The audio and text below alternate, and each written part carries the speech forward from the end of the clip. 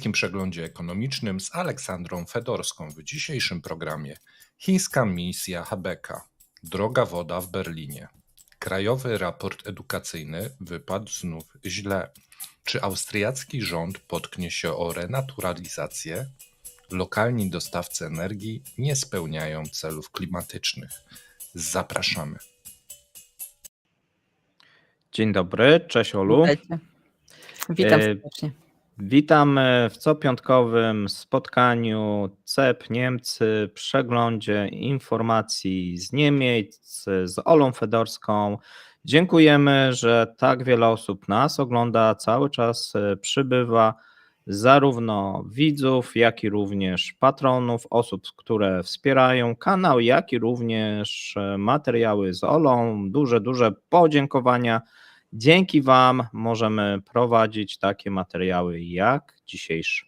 A dzisiaj przygotowaliśmy kilka bardzo ciekawych rzeczy. Zaczynamy od ceł chińskich i od wizyty. Czy dobrze myślę?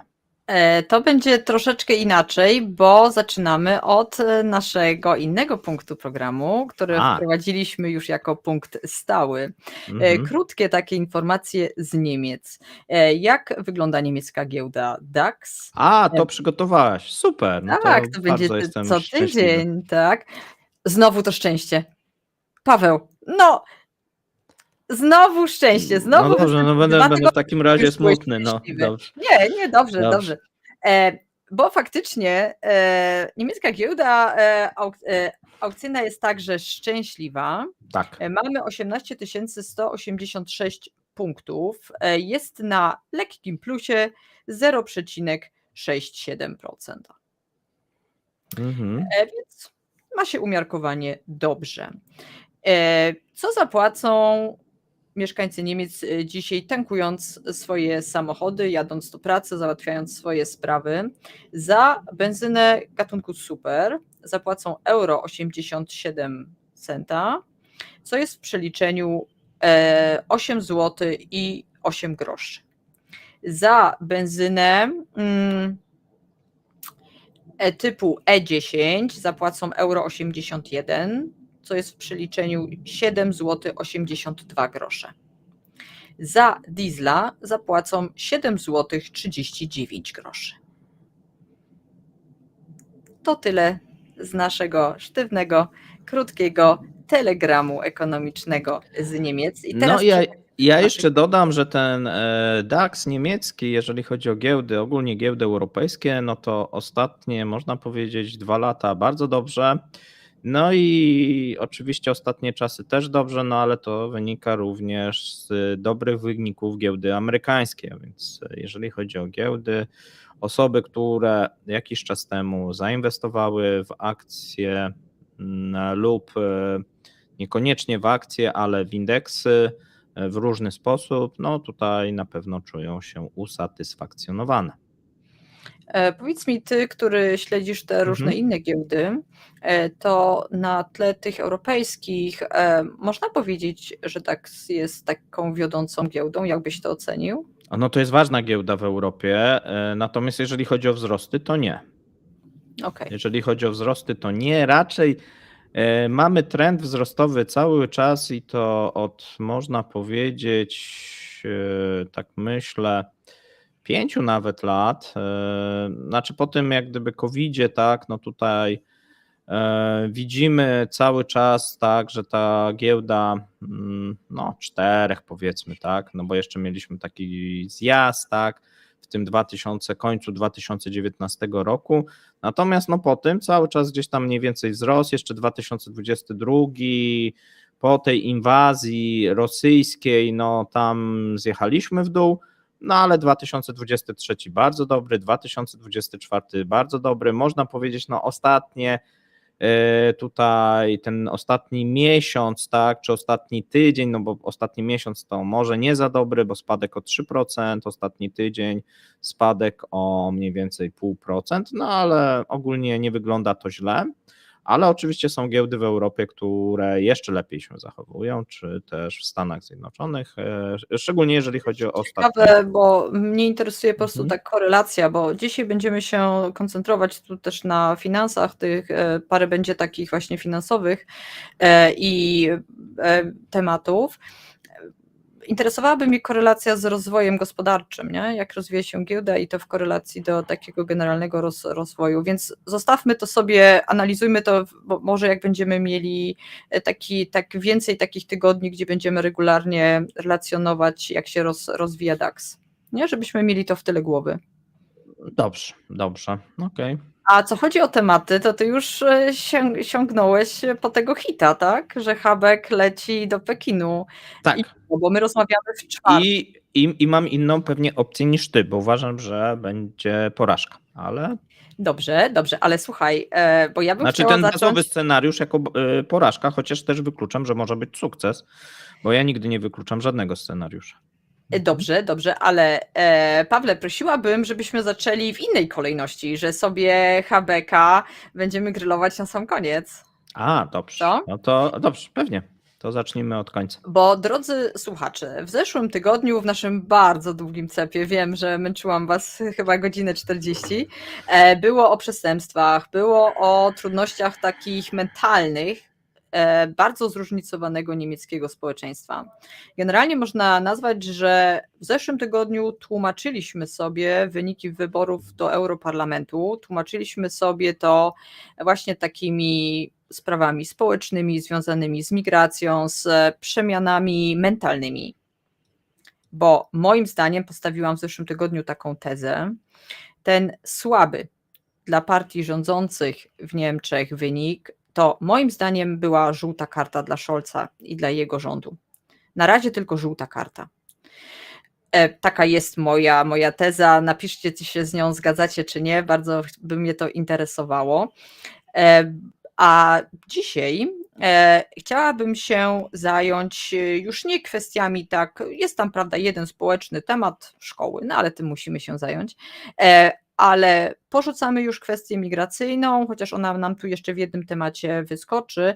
Skoncentrujmy się raczej na tym, jakie uwagi i jakie niepewności odczuwają Niemcy w kontekście kosztów transformacji energetycznej, bo to jest dla nich równie poważny i trudny temat i mi się zdaje, że głosując mniej często, tak, dla partii rządzących, oni także wyrazili tu swoje niezadowolenie także z przeprowadzanej przez ten rząd transformacji energetycznej.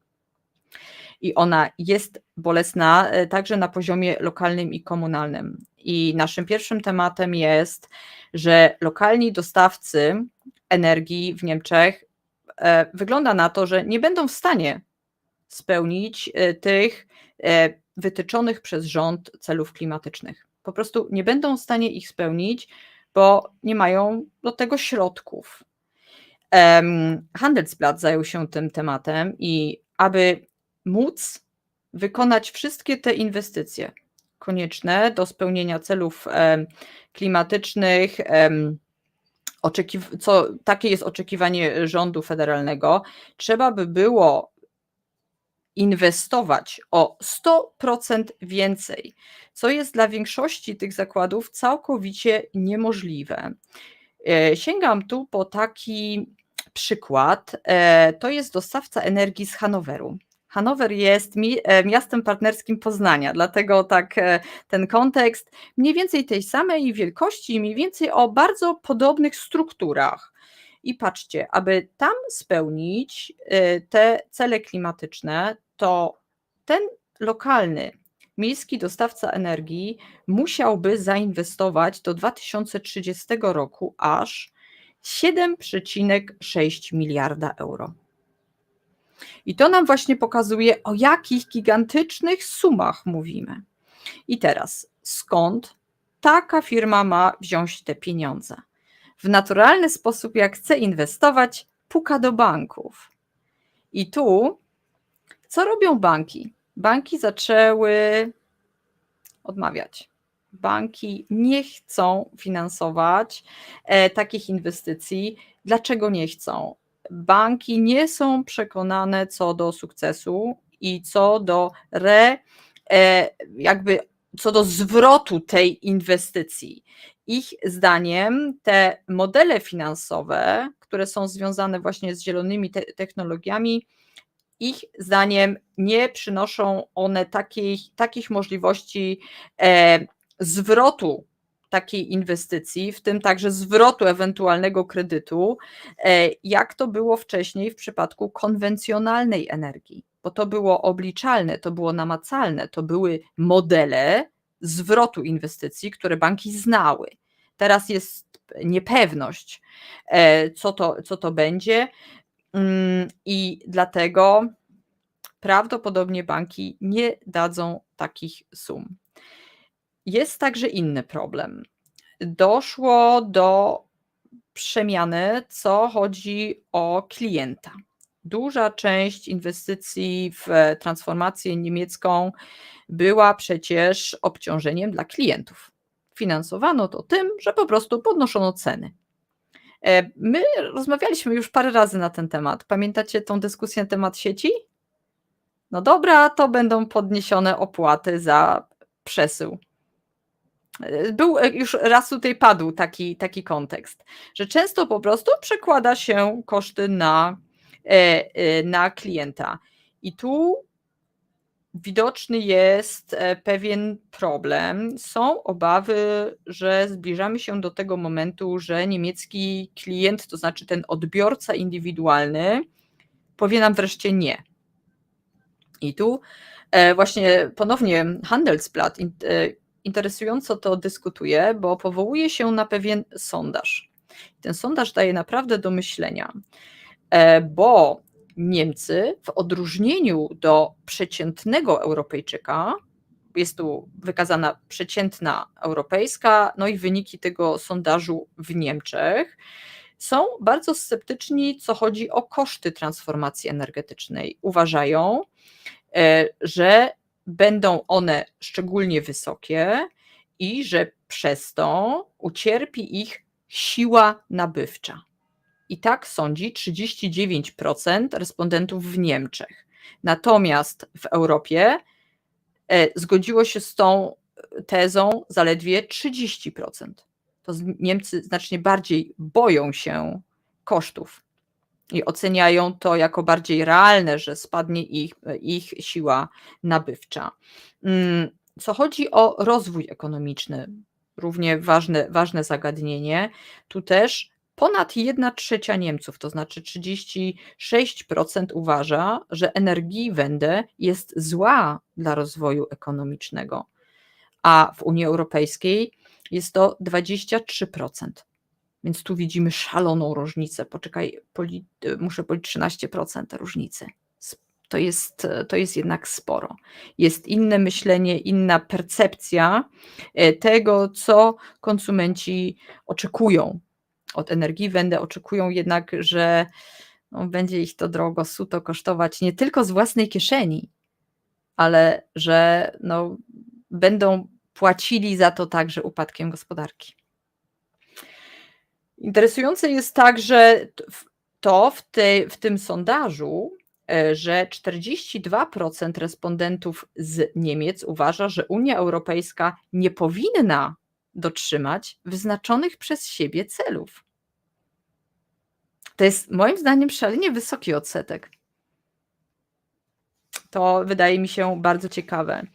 I teraz dla nas do dyskusji w tym kontekście przyjmijmy, że rząd zostanie przy swoich celach, zobligował tu gminy i miasta, żeby one przedstawiły takie plany, jak to zrealizują te cele transformacji energetycznej. Duże miasta już w 2026 roku będą musiały przedstawić taki plan, małe gminy w 2028, już tak konkretnie. I teraz pytanie, Pawle, czy jeśli te zakłady komunalne nie mają pieniędzy, nie mają skąd to wziąć, tak naprawdę już nie idzie docisnąć tych klientów, już nie idzie jeszcze raz coś na nich nałożyć, czy rząd nie zdecyduje się do tego, że da pieniądze ze swojego garnuszka. Co o tym sądzisz? Wiesz co, no pytanie, czy może?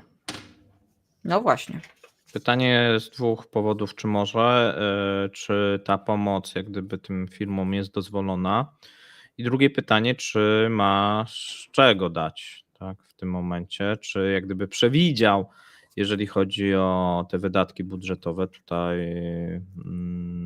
pomoc, czy też trzeba jakąś dodatkową ustawę uchwalać, nie? Tego ja nie wiem. Parę razy byliśmy już zaskakiwani przez niemiecki rząd, który tu trudności finansowe, ale zawsze się znalazły pieniążki. Przypominam na przykład lokalizację Intela. Znalazło się 10 miliardów w sytuacji, gdzie no niby pieniążków nie ma.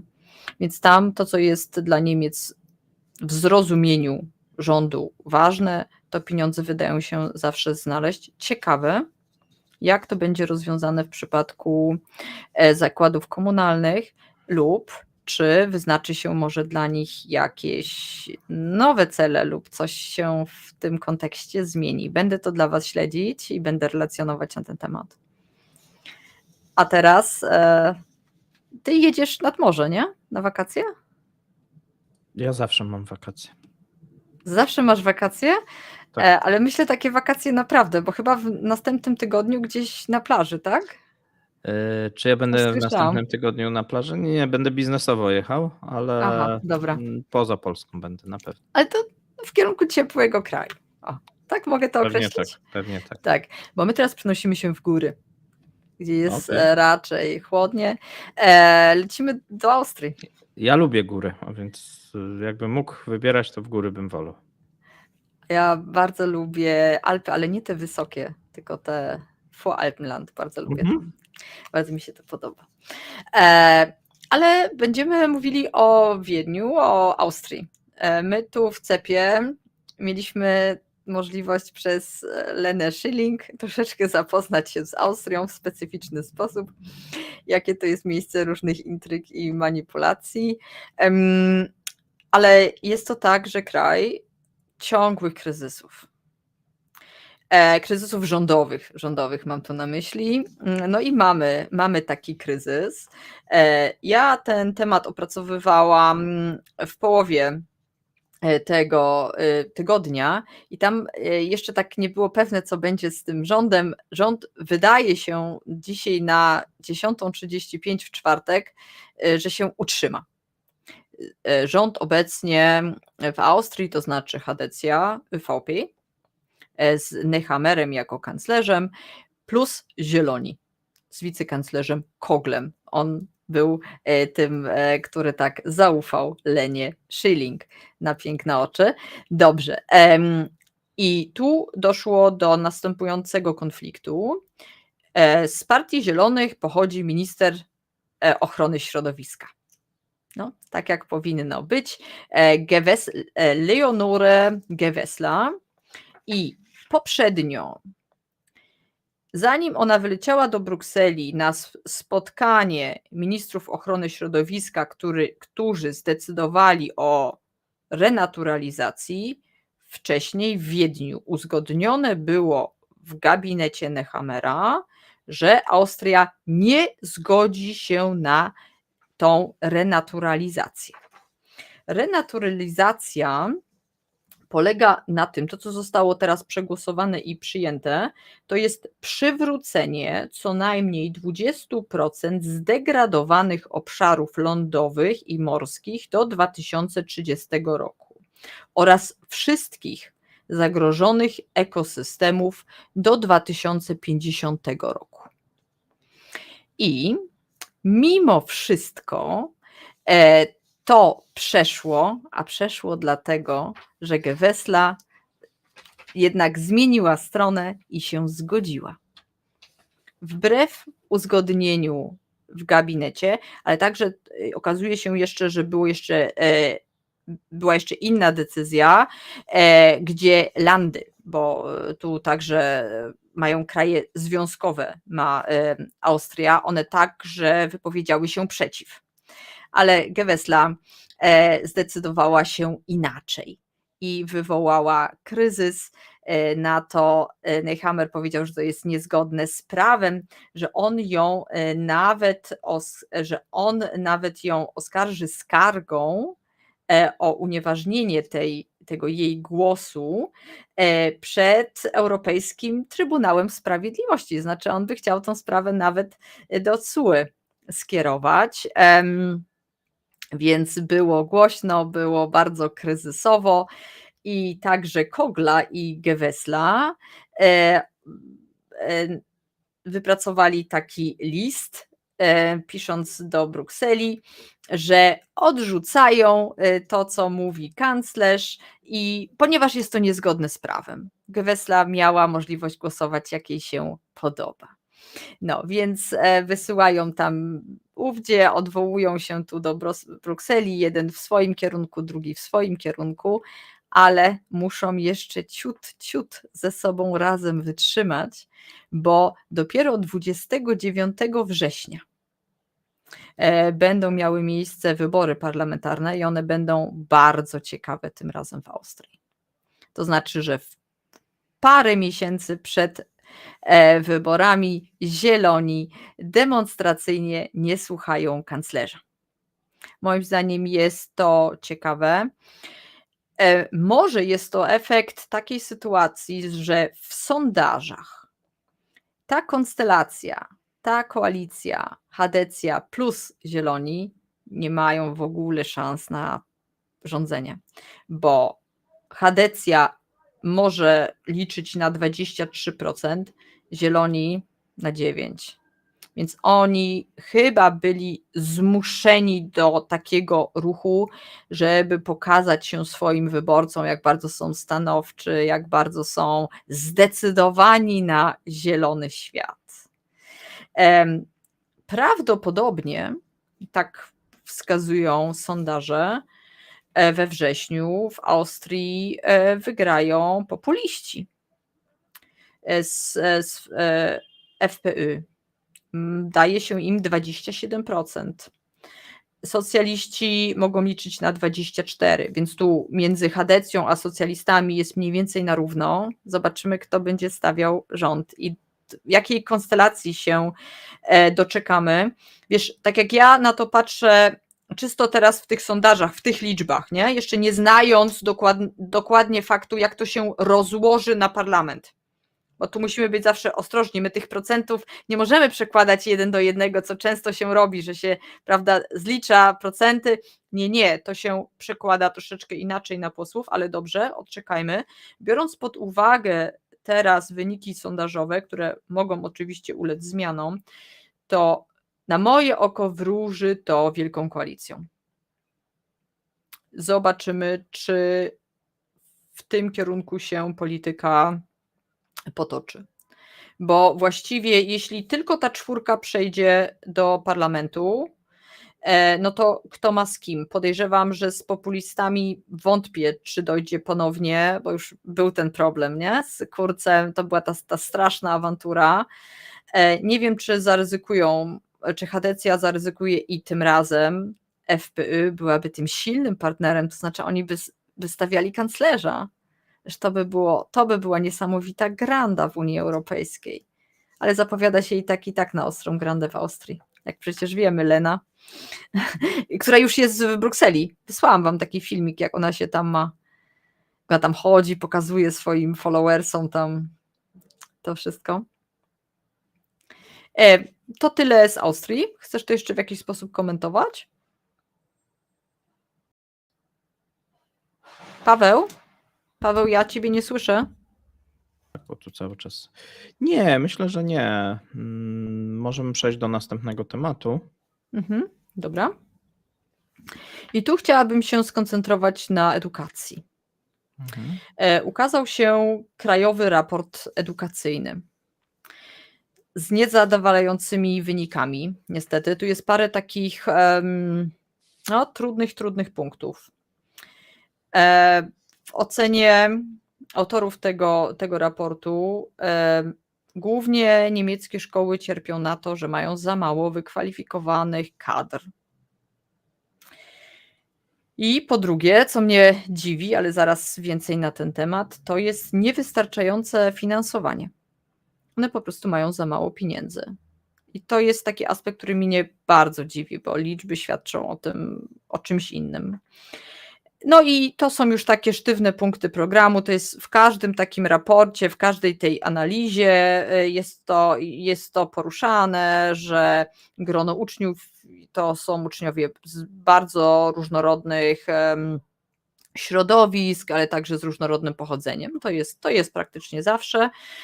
Zawsze mowa jest także o cyfryzacji, która jakoś w Niemczech no niby się posuwa dalej, ale nie tylko w szkołach, także w urzędach to wszystko jakoś no, ma miejsce w spóźnionym tempie.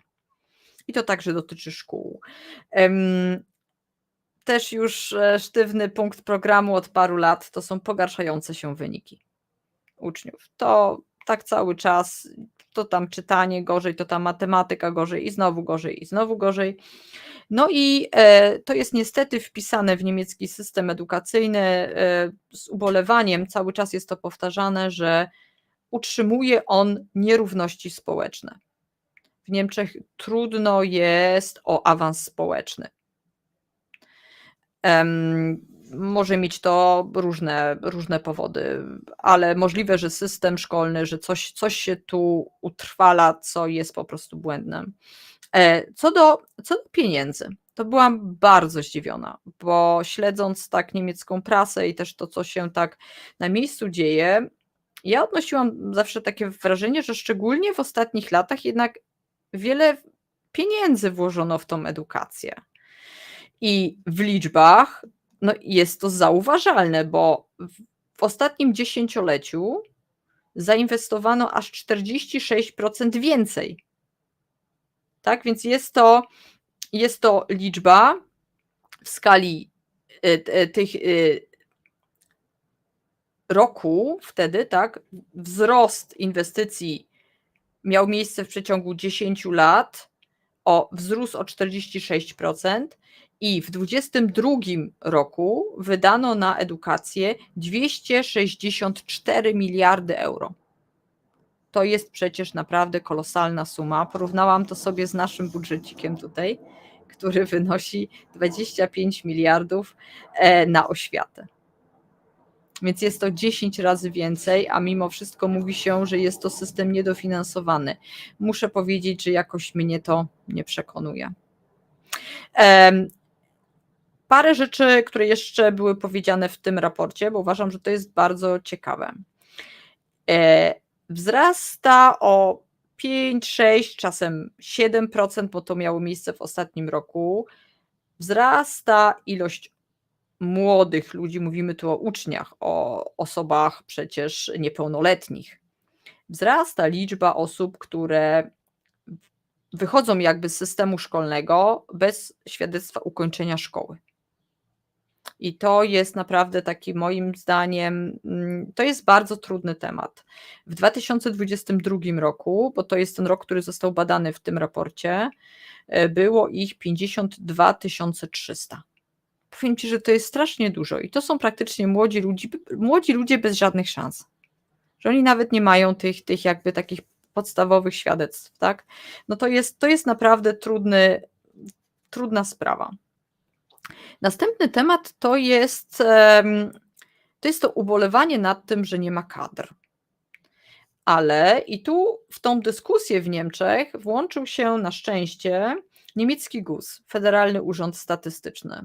I on tu zwrócił uwagę na ważną kwestię, bo jeśli tak posłyszysz, brakuje kadr, no to możesz odnieść wrażenie, że właściwie brakuje tobie tak nauczyciela fizycznie, tak, że brakuje go tam w tym pokoju dla nauczycieli. Tak sobie to wyobrażasz, więc sobie tam myślisz, oni są już starsi, może poszli na emeryturę, a może to nie jest atrakcyjny zawód dla młodych ludzi, może za mało ludzi to studiuje i takie masz myśli, ale dane Federalnego Urzędu Statystycznego świadczą o czymś innym. Liczbowo to wcale nie jest tak, że fizycznie brakuje tej osoby nauczyciela. Nie, problem polega na tym, że wskaźnik zatrudnienia nauczycieli w niepełnym wymiarze godzin cały czas wzrasta. Obecnie wynosi on 42,3%. To znaczy, że ten nauczyciel, który siedzi w tym pokoju dla nauczycieli, tak, przyjmijmy pannę od fizyki, bo to jest właśnie taki główny problem, zaraz więcej na ten temat, on nie pracuje na swoje 100%. Tak? On pracuje na niższy wymiar i tam brakuje tych godzin. Szczególnie tradycyjnie, szczególnie boleśnie to się odczuwa właśnie w wymiarze fizyki i chemii. Na początku tego tygodnia omawiano wyniki tego raportu w niemieckim dzienniku telewizyjnym.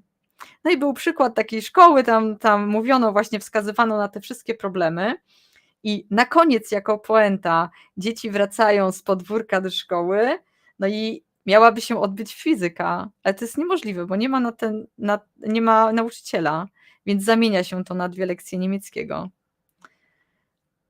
Oby częściej nie zamieniano, że w końcu już tylko będą jakieś humanistyczne, a tamte po prostu znikną. Ale tu Niemcy jeszcze muszą wiele nadrobić. A moim zdaniem pieniądze w systemie są. Ty tak wszystko cicho znosisz, co ja mówię?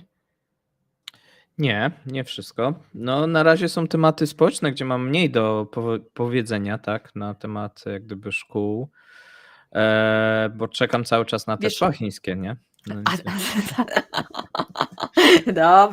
Dobra. Ale musi być jeszcze, musisz poczekać jeszcze jeden temat. Pytanie jest pewnie, jeżeli miałbym, to czy oni mają, ci nauczyciele, jakieś dodatkowe zajęcia, skoro tylko bo rozumiem, że na część etatu pracują, tak? Tak, niepełny, po prostu niepełny etat. Czy mają jakieś dodatkowe zajęcia i to jest jak gdyby problemem? Czy gdzie tu jest problem? Nie, że oni po prostu pracują mniej godzin niż pełen etat, że oni na przykład idą na pół etatu. No tak, ale to jest to aż tak dobrze płatne, że wystarczy pół etatu, żeby, że tak powiem, godnie żyć, czy... Tak, to jest wysoko płatne zatrudnienie z takim wysokim wskaźnikiem bezpieczeństwa. Okej, no bo u nas trochę raczej ta pensja... No tak. Nie są głodowe pensje, nie, to nie są głodowe pensje. I tam niektórzy nauczyciele biorą dodatkowe zajęcia. Wiem. Wiem, to są te nauczycielki niemieckiego, które jeszcze potem jakieś korepetycje czy angielskiego, wiem. Nie, w Niemczech to nie jest tak, że nauczyciel... Chociaż wiesz co, nauczyciele często występują na przykład w jakichś takich lokalnych strukturach politycznych. Oni się często angażują społecznie, ale w sensie wolontariatu, nie? Ale to nie jest tak, że oni, żeby dorobić, ograniczają sobie w szkole, no bo po południu... bo wiesz, pierwsza myśl na takiej zasadzie mają jakąś drugą robotę i muszą ograniczać tą szkołę. Nie myśl po polsku, nie. To jest oczywiście też specyficzna grupa osób, dobrze wykształconych. Często zawód nauczyciela tak jakby jest z dziada, pradziada tak przekazywany, więc można sobie po prostu na to pozwolić. I generalnie w Niemczech ogólnie wzrasta odsetek osób, które nie pracują na pełnym etacie. To już kiedyś raz tu zajmowaliśmy się tym tematem, że to jest też ogólny problem niemieckiego rynku pracy. To jest taki fenomen. Oczywiście, że ma to do czynienia z wysokimi płacami, ma to po prostu też do czynienia z dobrobytem. To jest po prostu też konsekwencja dobrobytu, że mogę pozwolić sobie na to, aby mniej pracować. Nie muszę szukać jeszcze jakichś korek o 19 i padać o 22. To nie ten kraj. Dobrze.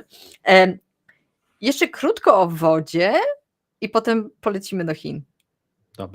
Dobra, już tak czekasz, już nie możesz się doczekać, ale bo jeszcze muszę wrócić do tej sytuacji lokalnej, aby wam pokazać, co mogło spowodować, że niemiecki wyborca pokazał tą żółtą kartę Scholzowi i niemieckiemu rządowi, gdzie odbijają się te konsekwencje tej polityki rządu i gdzie ten wyborca teraz czuje dyskomfort, gdzie są jego obawy. I na wstępie mówiliśmy już o lokalnych dostawcach energii. Teraz krótko tylko pochylimy się nad sytuacją, taki przykład berlińskich wodociągów, bo chodzi także o koszty całej infrastruktury, która także w ramach transformacji energetycznej, nie tylko dostawy energii, ale cała infrastruktura idzie w kierunku zielonym.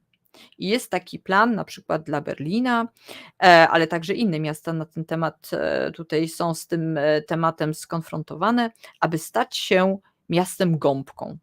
Słyszałeś o tym? Jaki jest zamysł tego bycia gąbką? Bo to ma nas to ma miasta przygotować na czasy po prostu upałów i braku wody. Że to miasto ma tak funkcjonować zamiast tej sytuacji z betonem, co teraz mamy, że napada i to po prostu szybko ta woda ucieka, odpływa, no i znowu jest sucho. Mamy dostosować te miasta do lepszych możliwości absorbowania wody i dlatego tu ten obraz tej gąbki, że w momencie opadów, czy na przykład zimą, jesienią właśnie w tym czasie lub jak pada, miasto ma absorbować wodę, na którą będzie można liczyć w okresie suszy. I to jest pojęcie miasta gąbki. I to jest wiadomo szalenie drogie. Powróćmy do tego przykładu z Berlina, bo jak już w przypadku sieci energii elektrycznej już raz stwierdziliśmy, jak gęsta jest niemiecka infrastruktura. To trzeba mieć zawsze gdzieś w tyle głowy, jak się dyskutuje. Wy mówiliście, jakie będą koszty utrzymania infrastruktury. Pamiętasz? Poświęciliście chyba całą audycję na ten temat. Ale trzeba pamiętać, jak bardzo ona jest tam rozwinięta. To trzeba mieć w tyle głowy, że to na przykład w przypadku Berlina, tak, to jest 20 000 kilometrów rur. Ona jest po prostu gęsta, to jest gęsto zaludniony kraj, to jest kraj z bardzo szeroko rozwiniętą infrastrukturą, to musimy sobie powiedzieć i wiadomo, że to po prostu to niesie za sobą kolosalne koszty i tak już w utrzymaniu tego. I teraz jeszcze to drogie utrzymanie dobrej infrastruktury, bo niemiecka infrastruktura jest naprawdę solidna, gęsta i bardzo, jakby można powiedzieć, rozbudowana. Jeśli na to jeszcze nałożysz zielone pomysły, tak, i takie pojęcia jak tu gąbka, tu to, tu siamto, to już masz inwestycje na niesamowitą, ale to naprawdę niesamowitą skalę. I tu taka krótka wypowiedź akurat tych berlińskich wodociągów. Według spółki inwestycje w sieć wodociągów, ale przede wszystkim oczywiście ścieków, osiągnęły już rekordowy poziom 474 milionów euro, ale w tym i w przyszłym roku ten poziom zostanie ponownie zwiększony do ponad 600 milionów euro. Jednocześnie wzrosły nam koszty materiałów i personalu. Podobnie jak innym firmom, my odczuwamy także wzrosty rosnących stóp procentowych. Więc na nich jakby leży po prostu wszystko. I ogłaszają już teraz, że od 2027 roku będą musieli podnieść ceny. Gdzie wracamy do punktu wyjścia. Wszędzie wyższe opłaty. No, dobra, dobiliśmy. Habeck jutro leci do Pekinu, tak. No, ale dobra, aż odetchnąłeś. Dzisiaj, piątek. Tak, dzisiaj Bo piątek. My nagrywamy w czwartek, a widzowie oglądają w piątek, a więc tak, dzisiaj w Pekinie. No i duże nadzieje. W zeszłym tygodniu miałam... To było super interesujące, jak Mateusz przedstawił mi takie agencyjne informacje na ten temat i w odróżnieniu do tego, że Europa ogłasza wprowadzenie ceł na elektryki, ja opowiedziałam, co w poprzedni wieczór widziałam w dzienniku telewizyjnym. Bo Mateusz jakby przedstawił tą wersję, że padła decyzja, i wprowadzamy. A w dzienniku telewizyjnym, co prawda było, jakie mogą być negatywne skutki, co to w ogóle są te cła, wszystko to opowiedziano i powiedziano, że zacznie się rozmowy na ten temat. To było bardzo interesujące. Parę dni później ukazał się, moim zdaniem, to jest chyba artykuł, który tobie przesłałam. On się ukazał w sieci redakcyjnej, w niemieckiej sieci redakcyjnej. To jest taka redakcja, która obsługuje te pierwsze takie strony gazet lokalnych. Bardzo wiele ich teraz już chyba jest, 70 parę gazet jest obsługiwanych przez nich, więc to nie są te największe tytuły, tylko to są te okładki tych lokalnych gazet. I tam to było powiedziane tak, że między Berlinem a Brukselą co do tej decyzji doszło do takiej formalnej czy nieformalnej, trudno ocenić to w tym komentarzu, do takiej zgody na to, że Niemcy będą jeszcze mogły pertraktować. I to jest interesujące, bo to się nie pojawiło nigdzie na szczeblu międzynarodowym. To jest teraz podawane jakby w Niemczech, że tu jeszcze jest możliwość jakiejś pertraktacji i Niemcy z tej możliwości skorzystają. Zainteresowało mnie także jeszcze inne zdanie, które także świadczyłoby o tym, że gdzieś są jeszcze jakieś tylne drzwi, bo był taki akapit opisujący wprowadzenie tych ceł, te cła mają wejść w życie 4 lipca. Więc ile tak mamy? Mniej więcej 2 tygodnie, nie? Tak? No. Do tego czasu. O ile Chiny nie zmienią wsparcia dla swoich koncernów. Tak, że to jest jak one by coś zmieniły, no to nie weszłyby w życie te cła. Tak to zostało przedstawione. Że Chiny jeszcze mają możliwość jakby cofnąć te swoje programy wsparcia, no i wtedy też Bruksela by zareagowała elastycznie. To jest ciekawe. I teraz faktycznie Habeck leci to załatwiać. Bardzo rozsądnie i ciekawie do tej dyskusji, ja wiem, ja zawsze to przytaczam, ale to jest jedna z moich ulubionych niemieckich redakcji, Handelsblatt. Mam do nich po prostu też słabość, bo byłam u nich i lubię dla nich po prostu pracować i z nimi pracować, bo oni to bardzo dokładnie przedyskutowali, dlaczego właściwie to parcie, żeby tych ceł nie było.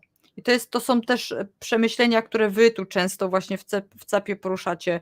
Jaki jest powód tego? Czy Niemcy się mylą w swojej ocenie, że po wprowadzeniu tych ceł będzie niemieckiej gospodarce trudno? Czy to jest może jakaś pomyłka, coś, co się nie zgadza? No i Handelsblatt zaczyna to dyskutować, czy faktycznie Niemcy są zalewane elektrykami chińskimi. I tu są różne oceny, bo po pierwsze trudno ocenić te liczby w przypadku pierwszego kwartału, gdzie doszło generalnie do załamania sprzedaży elektryków. Tak, a to są te dane, które mamy, te liczby, którymi operujemy. To znaczy, że w tym momencie, jak chińskie samochody wchodzą na niemiecki rynek, jednocześnie ten rynek się załamuje. Więc i tak sprzedaż samochodów elektrycznych w pierwszym kwartale nie poszła tak, jak miała. Potem mamy lekką poprawę, ale to są zaledwie liczby na kwiecień, maj. Więc trudno jest tu dyskutować i potwierdzić fakt, jakoby chińskie samochody zalewały niemiecki rynek. Takich fundamentalnych liczb na to jeszcze nie ma, ale Handelsblatt przyznaje, że udział, nawet jak ilość sprzedanych samochodów spadła w pierwszym kwartale, to ten udział tych chińskich samochodów wzrasta. to przyznano. I teraz Handelsblatt zwraca uwagę na to, że z jednej strony ocena ekspertów i tak dalej, ale także całkowicie inna percepcja niemieckich korporacji, tych wielkich koncernów na Chiny. I to jest tutaj bardzo interesująco opisane. Chiny określane są jako China Speed i to charakteryzuje wszystkie debaty wśród menadżerów. Widzą siebie w ostrej konkurencji ze swoimi rywalami, którzy mogą szybciej opracowywać samochody, zakładać fabryki w ciągu kilku miesięcy i mieć znacznie niższe koszty produkcji. I oni też chcą czerpać z tego zyski. Oni chcą być obecni właśnie w tym jakby tunelu China Speed. I oni się obawiają, jak tu dojdzie do jakiegoś szwanku, to oni już nie będą częścią tego mega rozwoju chińskiego, na którym im widocznie bardzo zależy, z którym są bardzo związani. I interesujące jest, że Unia Europejska zaczęła postrzegać Chiny jako rywala. Niemcy nie są jeszcze na tym etapie. Niemcy są na etapie tego, jak weźmiemy udział w rozwoju Chin. To dla mnie jest takie, to co mówisz, po prostu wręcz szokujące, tak? Ale tu jest pewien, aby zrozumieć działanie Niemiec, mi się zdaje, trzeba wziąć ten tok myślenia pod uwagę. Znaczy mi to przypomina, jak my włączymy się w rozwój Rosji. Przecież to były te same takie nadzieje w oderwaniu w ogóle od Rosji, od mentalności rosyjskiej, od potrzeb rosyjskich, tak jakby to była taka czarna masa i oni w ogóle nie mają nic do powiedzenia, wiesz? Rozumiesz, tak? No przecież Niemcy wchodziły w latach 90. i no przecież my tutaj wejdziemy, coś z technologią, z kapitałem, jak gdyby zapominając, że to są ludzie, to jest twór, to jest historia.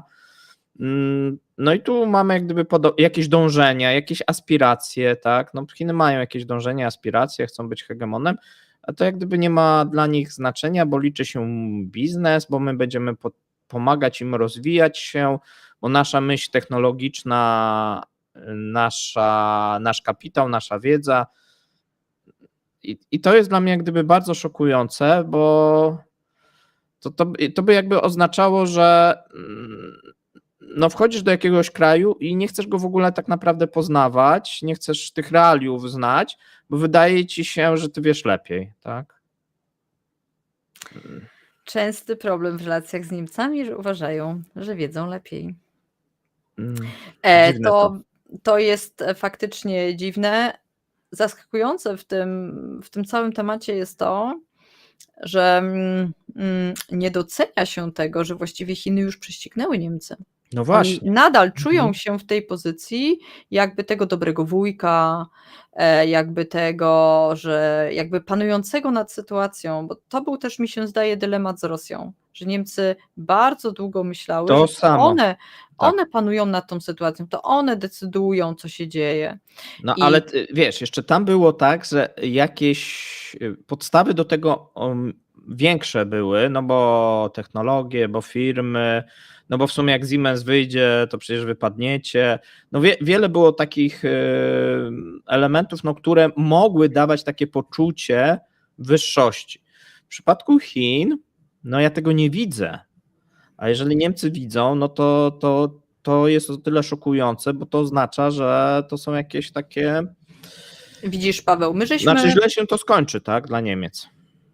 My żeśmy teraz poszli tokiem doświadczeń z Nord Stream, tak, doświadczeń niemieckich firm w Rosji, bo żeśmy teraz poruszyli ten kontekst Rosji, ale Niemcy tego tak nie widzą, bo zobacz jak ten temat jest dalej dyskutowany w Handelsblacie, bo oni tu poruszają inny aspekt. Oni uważają, że problem polega na tym, że cała ta dyskusja jest zdominowana także lobbyingiem niemieckich koncernów. My wiemy, że podobnie było w przypadku Nord Stream, tak? Ale to jest jakby taka historia, o której my dyskutujemy. Niemcy dyskutują to inaczej i tu jest przytoczony jest BMW. Dla słuchaczy niemieckojęzycznych BMW. Przepraszam, ja nie mogę inaczej, ja muszę tak wypowiadać, bo to inne brzmi dla mnie jakoś abstrakcyjnie. I pamiętasz, nie wiem czy z tobą, czy z Mateuszem, rozmawiałam o tych mini, które trafiły, 8000 mini, trafiają na rynek amerykański, mają w sobie te chińskie części. Tak? I w ramach tego tematu opowiedziałam, że przecież największa fabryka BMW jest we wschodnich Chinach, niedaleko granicy z Koreą. I to znaczy, że cła by obejmowały także samochody wyprodukowane tam w Chinach. O tym przypomina Handelsblatt. Na przykład plany unijne. Zobacz, że Handelsblatt pisze plany, nie że decyzja. Słyszysz tą różnicę? To jest plan ceł. Nie, bo to jest decyzja. Ale patrz, jak pisze o tym Handelsblatt. Ja rozumiem. Tam jest taki jeden, bo wyjaśnijmy, o co tutaj jest ta różnica. Bo to są cła, które są wprowadzone warunkowe, że one zostaną wprowadzone, chyba że Chiny zaproponują mechanizm kompensacyjny, który zmniejszy dotacje chińskie i tak naprawdę zmniejszy konkurencyjność cenową chińskich aut, znaczy chińskie auta w Europie będą droższe, tak to czytaj. Jeżeli oni zwiększą ceny, no bo na jedno wyjdzie, tak, no to nie będą potrzebne cła. Ale jeżeli tych cen nie zwiększą i te samochody będą, tam się mówiono, były takie oczekiwania ze strony europejskiej, przynajmniej 20% wzrost cen, czy zmniejszenie dotacji, no w jakiś sposób, żeby te chińskie samochody były droższe. Skoro to nie nastąpiło, no to cła. Jeżeli teraz Chiny zaproponują mechanizm kompensacyjny, no to te cła możemy powoli zdejmować, ale to trochę na innej zasadzie, nie na zasadzie takiej, że Chiny mogą zaproponować i wtedy nie będzie tych ceł, to raczej będą te cła, no bo to też ten mechanizm kompensacyjny, no to też wymaga czasu, żeby nawet ta strona chińska coś zaproponowała, tak, w przeciągu, tu mamy 2 tygodnie, 1,5 tygodnia, mało. Wątpliwe, że na podstawie jak gdyby obietnicy mechanizmu, kompensacyjnego, bo moim zdaniem to tak nie działa, to musi zostać wprowadzone i wtedy te cła zdejmujemy, jak zostanie potwierdzone, że mechanizm kompensacyjny jest wprowadzony. Powiedz mi, wy lepiej znacie Chiny, tak żeby właśnie tu przez no, to raczej Łukasz bardziej, nie? Właśnie, może to jest także można sobie wyobrazić, że Chiny pójdą Niemcom na rękę? Jest to wyobrażalne? Tak. Okej, więc jest pole do pertraktacji. Realne. Tak. Okej. Dobrze, ale powrócę krótko do tematu BMW, bo to jest ważne, bo dlaczego tym koncernom tak zależy? Bo one się także boją o swój własny eksport, bo one produkują w Chinach i one by także były, jeśli chodzi o elektryki, obciążone. I bo tu wymieniany jest BMW, Mercedes, i one by też były obciążone i one jednak mają swoje wpływy w Niemczech, ale ja bym nie przeceniała, Handelsblatt moim zdaniem nadinterpretuje znaczenie tych koncernów, podobnie jak było to nadinterpretowane w przypadku Nord Stream, bo raczej decyzja polityczna, a mniej decyzja koncernowa. Można dużo mówić o Uniperze, czy się tam zgadza, czy nie. Uniper na przykład nie jest decydentem w Niemczech. Uważam, że też BMW, to jest ważny koncern, ale nie można powiedzieć, że to koncerny w Niemczech decydują, nie.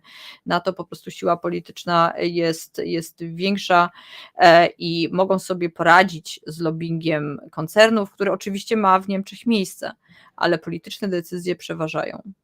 I to jest także po prostu polityczna decyzja kanclerza, moim zdaniem. Kolejna jego kontrowersyjna decyzja, żeby rozmawiać z Chinami, żeby tu coś próbować załatwić, żeby jednak do tych ceł nie doszło. Tak, znaczy tam mają być jeszcze inne rzeczy poruszane, natomiast będzie też wizyta w Korei Południowej i pytanie do ciebie, ciekawe. Co o tym, to ma być chyba z tego co rozumiem zaraz po tej wizycie chińskiej. Jakie tu nadzieje, no bo Korea Południowa, bardzo ważny partner handlowy Niemiec, no nie wiem czy nam, no oczywiście może mniej ważny niż Chiny, ale porównywalny jednak. I czego tu możemy się spodziewać po tej wizycie Habecka w Korei Południowej? To będzie bardzo ciekawe, będę to dla Was śledzić. Na razie muszę Tobie powiedzieć, że ten temat stoi w cieniu, absolutnie w cieniu rozmów w Pekinie. Okay. Jak tylko coś znajdę, to będę to w następnym tygodniu pozwolę sobie to szerzej omówić. Na razie dla niemieckiego odbiorcy, nawet wtedy po wizycie, tak? Więc będą konkrety może. Tak, nawet dla zainteresowanego jest to w cieniu. Nie jest to dyskutowane, bo aktualnie dyskutuje się na temat tych ceł. Okej. Czy rozumiem, że te cła i cały czas No dobrze. To jest ważny element relacji chińsko-niemieckich, które no jakby są oceniane jako ważniejsze, one są też bardziej medialne od relacji z Koreą, bo to też trzeba przyznać, że tu będzie się trzeba po prostu przez ten gąszcz relacji medialnych. Ale będę to miała na oku, Pawle, i coś tam w przyszłym tygodniu Wam na ten temat zaprezentuję, bo to jest faktycznie super ciekawe. Na koniec humorystycznie z Gerhardem. Wysłałam Wam tu parę takich smaczków. Pokaż aktualnego Gerharda nam. To chyba znowuż nie jestem. Na maila mi wysłałeś, czy na Twittera? Na Twittera. Dobrze, to już sobie. My mamy tam parę. Słuchajcie, Gerhard w ogóle tak zaistniał na TikToku. Jak mi wysyłasz na Twittera, to ja tego nie mogę ściągnąć. Wiesz? To chyba sobie nie pokażemy, bo jak w wiadomościach prywatnych, to ja nie mam takiej możliwości. Szkoda. Więc tak, w socjalach uaktywnił się dawny. Chyba, że masz to gdzieś u siebie na komputerze, no to wtedy można wrzucić. Musiałabym to. To może następnym razem. Następnym razem. Mi się zdaje, że wszyscy mogą sobie wyobrazić Gerharda Schrödera, 80-latka, niedawno skończył przecież urodziny, i jego piąta już żona. Jego piąta żona jest Koreanką. Para pokazuje się już tylko we dwoje, nie można się tutaj bez małżonki, już praktycznie kanclerz nie występuje, jest ewidentnie bardzo zakochany w żonie i w jednym z tych tiktokowych filmików zainteresował mnie taki obrazek, dlatego chciałabym, żebyśmy mieli okazję to zobaczyć, bo to jest przy okazji tam świąt Bożego Narodzenia, mamy choinkę, a za tą choinką, znaczy ci państwo stoją przed choinką, tam życzą wesołych świąt, a za nimi jest taki ich portret. Słuchaj, Paweł, kim trzeba być, żeby zrobić sobie we własnym salonie własny taki mega portret pary? I oni przed tym więc oni po prostu jakoś są w tym swoim zakochaniu niesamowici, a Gerhard Schröder Wiesz co, ja spróbuję to pokazać z przeglądarki, bo filmu też nie mogę ściągnąć, bo nie ma takiej Dobra, ale nam wystarczy ten obrazek, on byłby bardzo fajny, tak, żeby to pokazać. To myślę, że będziemy w stanie.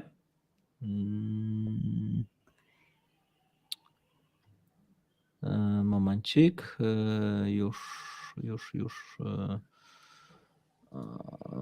Ja jeszcze w międzyczasie opowiem, jakie tam są inne jeszcze obrazki. Tam teraz kibicują na przykład oczywiście drużynie niemieckiej, to we dwójkę, tam w tych całych koszulkach.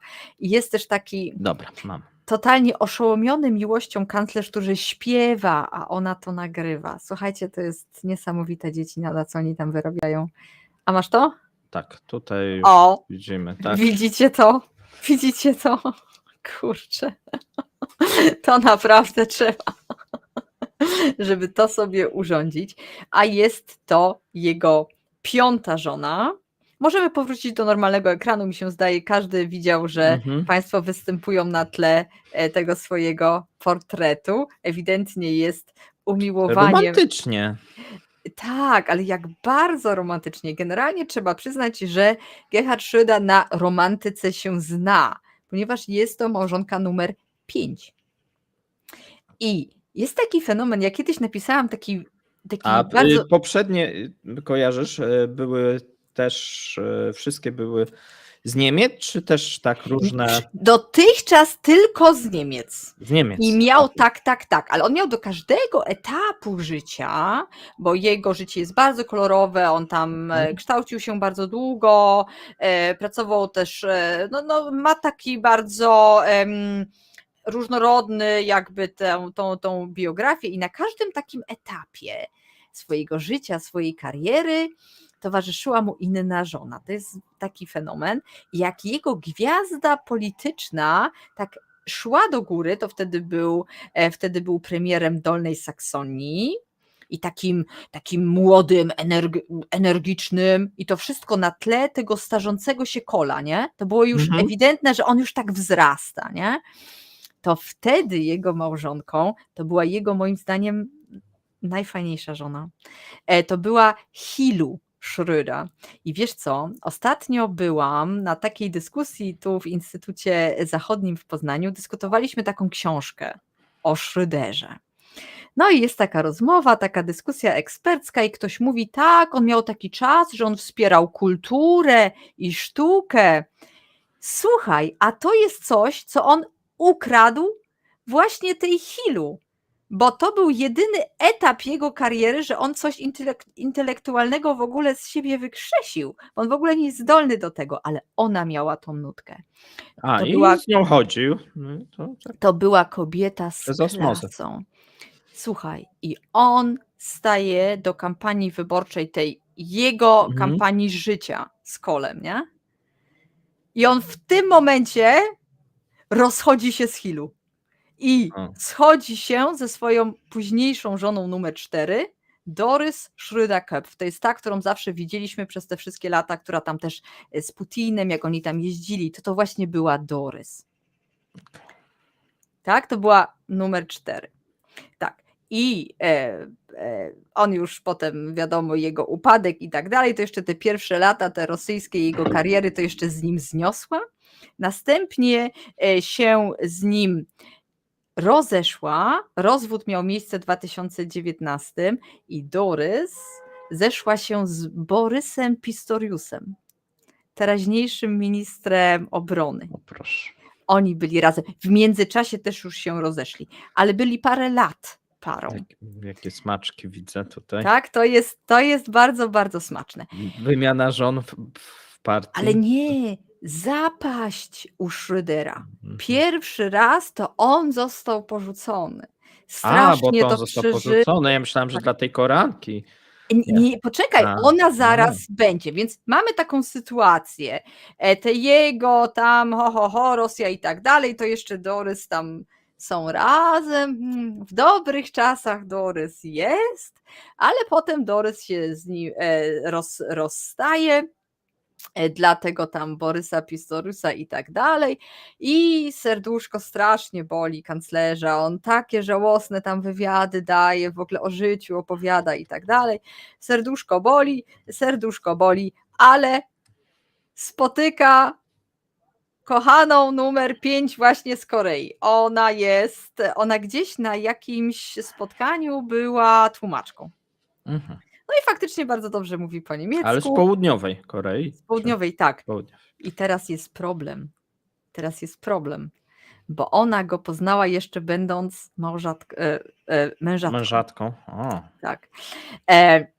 I teraz robi się super i to właśnie tutaj kontekst kulturowy, bo Schröder musiał zapłacić za ból, którego doznał ten mąż tej pani. Schröder musiał tam zapłacić, jaka to była kwota 30 milionów wonów, to w przeliczeniu jest 22 100 euro. Może było warto. Pokaż jeszcze ten Paczko. portret. Pokaż ten portret. Portret, dobrze, to moment. Żeby każdy mógł ocenić, czy było warto. A, bo chcesz żonę, tak? Mhm. Czy to To było już okej? jest, wiesz co, no po wyglądzie ja bym nie oceniał, bo nie znamy tej pani. Ale tak, natomiast... ale pani jest bardzo Mhm. aktywna i muszę powiedzieć, że jest bardzo lojalna w stosunku do swojego męża. Cały czas jest przy nim, cały czas filmiki, bardzo lubi socjale, bardzo lubi w nich występować. Pani jest bardzo aktywna. Dobrze, więc może ta kwota, tak. I za zadany ból temu pierwszemu mężowi. To się spotyka, tak. Takie Jeżeli rzeczy chodzi o te się kraje. spotyka, tak. No, następnie tutaj zawarli państwo, to znaczy doszło do małżeństwa tych Schröderów, nowej pary Schröderów i kanclerz jest bardzo szczęśliwy. Ja sobie dla zabawy czasem oglądam jego Twittera, a najbardziej mi się podoba ten moment, jak on siedzi w fotelu, ten taki roześmiany, szczęśliwy pan i śpiewa dla niej piosenki, a ona to nagrywa, a my śledzimy to wszystko na TikToku. Niesamowite, kanclerz zakochany po uszy. Po raz 5 co najmniej w swoim życiu. Tym optymistycznym akcentem, miłosnym kończymy dzisiejsze spotkanie. Pa. Dzięki, Olu, trzymajcie się, cześć. Pa. Dzięki za obejrzenie do końca. Zapraszamy na następny odcinek za tydzień. Cześć!